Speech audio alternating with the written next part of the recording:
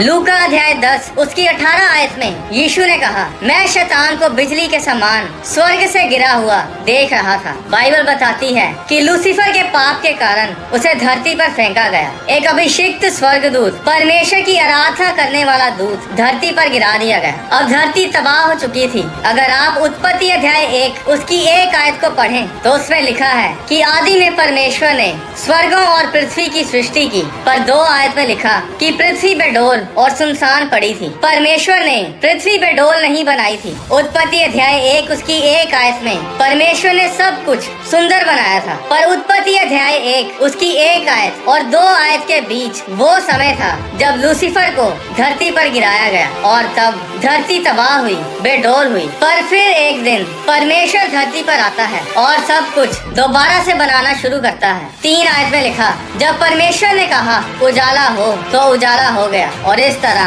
परमेश्वर बोलता गया और सब कुछ होता गया। परमेश्वर ने पेड़ पौधे, फलदायी वृक्ष, सूर्य, चंद्रमा, तारागण को भी बनाया। फिर परमेश्वर ने जल में रहने वाले जीवित प्राणियों को बनाया, पक्षी, घरेलू पशु और रेंगने वाले जंतु, हर प्रकार के जानवरों को बनाया। और परमेश्वर ने देखा कि सब अच्छा है। और 6वें दिन परमेश्वर धरती पर घूम रहा है। और जरा सोचो कि शैतान बोला होगा कि हाँ, अब कौन तेरी आराधना करेगा, कौन तेरी स्तुति करेगा, कौन तुझे महिमा देगा, कौन है तेरा वर्शिप लीडर। अब परमेश्वर नीचे झुका और उसने अपनी मुट्ठी में मिट्टी उठाई और एक मिट्टी का पुतला तैयार किया और उसमें अपनी सांस फूंकी और कहा, ये ले, ये है मेरा नया वर्शिप लीडर, ये मेरी आराधना करेगा। परमेश्वर ने कहा, मेरे पास मेरी आराधना करने वाले लोग हमेशा रहेंगे, जो मेरी महिमा करेंगे, मेरी स्तुति आराधना करेंगे, जो मुझे पुकारेंगे और मैं उन्हें उत्तर दूंगा। और हाँ सुन, ये मिट्टी का पुतला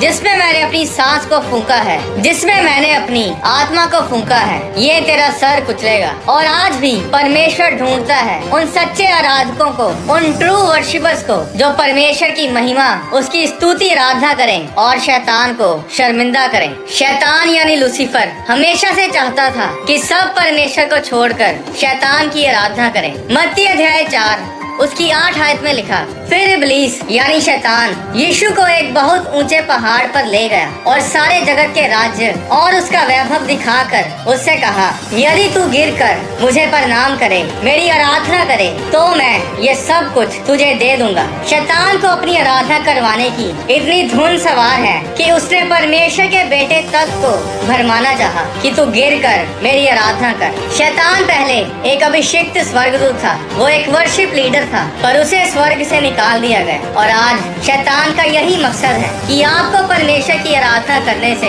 रोका जाए। शैतान का पहले भी यही मकसद था कि किस तरह दूसरों से अपनी आराधना करवाई जाए, और आज भी इसी काम में वो जुटा हुआ है और आने वाले समय में भी वो यही काम करेगा। इसके बारे में बाइबल में लिखा हुआ है कि भविष्य में क्या क्या होने वाला है। प्रकाशित वाक्य अध्याय 13 उसकी 4 आयत में लिखा, लोगों ने अजगर की पूजा की यानी शैतान की पूजा की, क्योंकि उसने पशु को अपना अधिकार दे दिया था और ये कहकर पशु की पूजा की, इस पशु के समान कौन है, कौन इससे लड़ सकता है। ये सब भविष्य के बारे में लिखा है कि भविष्य में शैतान के लोग पशु की पूजा करेंगे। पशु यानी बीस्ट, जिसकी छाप लोगों के दाहिने हाथ या उनके माथे पर आने वाले समय में लगाई जाएगी। जब इजरायली लोग मिस्र देश से निकलकर कनान देश को जा रहे थे तो रास्ते में लाल समुद्र आता है। उनके पीछे मिस्र देश की सेना खड़ी थी और सामने लाल समुद्र था। पर परमेश्वर ने उस समुद्र को 2 भाग किया और इजरायली लोग सूखी जमीन पर से उस लाल समुद्र को पार करके चले गए। अब जब मिस्र देश की सेना उनका पीछा करते हुए लाल समुद्र में से गुजरती है तो समुद्र फिर से बंद हो जाता है और सारी सेना पानी में बह जाती है। उस समय मूसा और इजरायलियों ने यहोवा के लिए गीत गाया कि यहोवा महाप्रतापी ठहरा है, घोड़ों समेत सवारों को उसने समुद्र में पटक दिया है। और इसी भजन में वे ये भी कहते हैं कि हमारे परमेश्वर के समान कौन है, कौन उससे लड़ सकता है। और अंत के समय में शैतान भी इन्हीं शब्दों से लोगों द्वारा अपनी आराधना करवाएगा और वो कहेंगे कि इस पशु के समान कौन है, कौन इससे लड़ सकता है। शैतान हर उस आराधना को, हर उस महिमा को जो परमेश्वर को दी जाती है, उसे लेना चाहता है। वो नहीं चाहता कि आप परमेश्वर के लिए कुछ करें, वो नहीं चाहता कि आपके बच्चे बच्चे परमेश्वर की आराधना करें। जरा सोचो कि परमेश्वर सिंहासन पर बैठा है और शैतानी लोग शैतान की आराधना कर रहे होंगे और बोल रहे होंगे कि इस पशु के समान कौन है, कौन इससे लड़ सकता है। और परमेश्वर अपने दूतों से कहेगा, माइकल जरा मेरी तलवार तो लेकर आ। और परमेश्वर उस पशु और झूठे भविष्यद्वक्ता को आग की झील में डालेगा और बाकी बचे सब शैतानी लोगों को अपनी तलवार से नष्ट करेगा। और शैतान भी अंत में आग की झील में डाल दिया जाएगा, जहाँ पर वो रात दिन पीड़ा में युगान युग तड़पता रहेगा। शैतान को अगर किसी चीज से जलन होती है तो वो आपको परमेश्वर की आराधना करते देख कर होती है, क्योंकि वो एक समय पर परमेश्वर की आराधना करता था। क्या आप जानते हैं कि परमेश्वर ने आपके शरीर को भी एक साज ही बनाया है, एक म्यूजिकल इंस्ट्रूमेंट की तरह बनाया है। जिस तरह लूसीफर के शरीर के अंदर फूंक मारकर बजाने वाले साज थे, परकशन वाले साज थे, उसी तरह परमेश्वर ने इंसान के शरीर को भी एक साज की तरह बनाया है। आपके हाथ, आपकी आवाज एक साज ही है। आपके गले के अंदर कॉर्ड्स हैं, जिन्हें वोकल कॉर्ड्स कहा जाता है। ऐसी कोई आवाज नहीं है जो इंसानी शरीर निकाल नहीं सकता। अगर आपने बीट बॉक्सिंग, एक्कापेला करते लोगों को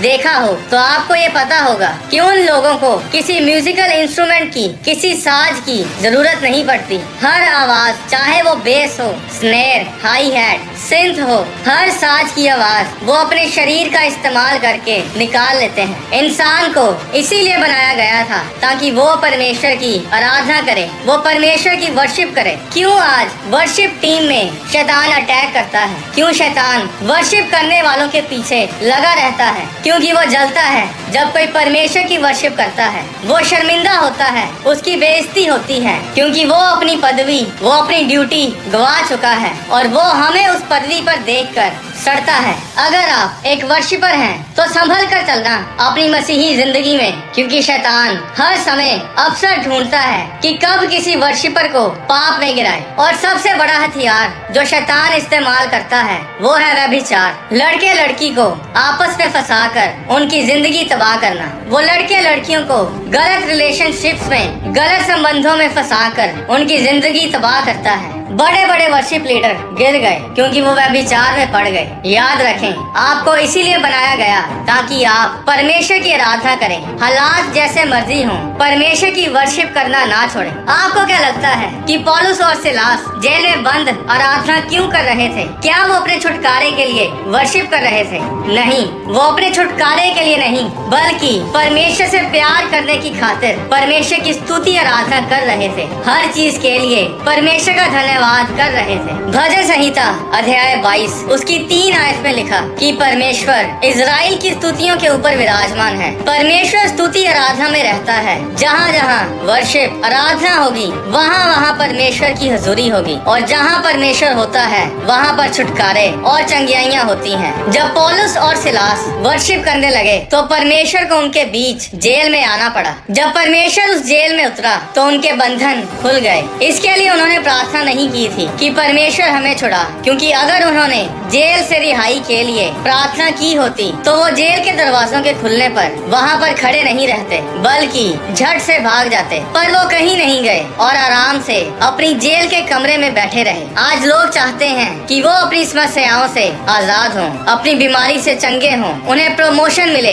पैसे में बरकत आए, कारोबार में तरक्की मिले, बच्चे की आशीष मिले, पर वो आराधना नहीं करते और इसीलिए उनके जीवन में आशीष नहीं आती, छुटकारा नहीं आता, क्योंकि परमेश्वर उन्हें नहीं बल्कि वर्शिपर्स को ढूंढता है। अगर आप वर्शिप नहीं करते तो आप प्रॉफिट नहीं बन सकते, पास्टर नहीं बन सकते, आप एक सफल बिजनेसमैन नहीं बन सकते, आप एक सफल पति, पत्नी, पिता नहीं बन सकते। अगर आप अपनी मंजिल को पाना चाहते हैं, अगर आप अपनी जिंदगी को ऊंचे लेवल पर देखना चाहते हैं तो ये वर्शिप किए बिना नहीं होगा। एक स्टूडेंट अगर परमेश्वर की वर्शिप नहीं करता तो वो कभी भी अच्छा स्टूडेंट नहीं बन सकता। वर्शिप आपकी लाइफ को बिना वजह के संघर्ष से आजाद करती है। छोटे छोटे आम लोग जब वर्शिप करते थे तो बाइबल बताती है तो वो प्रोफेसी करने लग जाते थे, वे भविष्यवाणियां करने लग जाते थे। दाऊद जो भेड़ बकरियां चराता था वो ही राजा क्यों बनाया गया? क्योंकि वो एक वर्शिपर था। परमेश्वर ने उसे ढूंढा और उसे राजा बनाया। बाइबल में लिखा है कि परमेश्वर ढूंढता है सच्चे आराधकों को, ट्रू वर्शिपर्स को, ताकि परमेश्वर उन्हें ऊंचा करे, ताकि वे उसकी महिमा करें और वे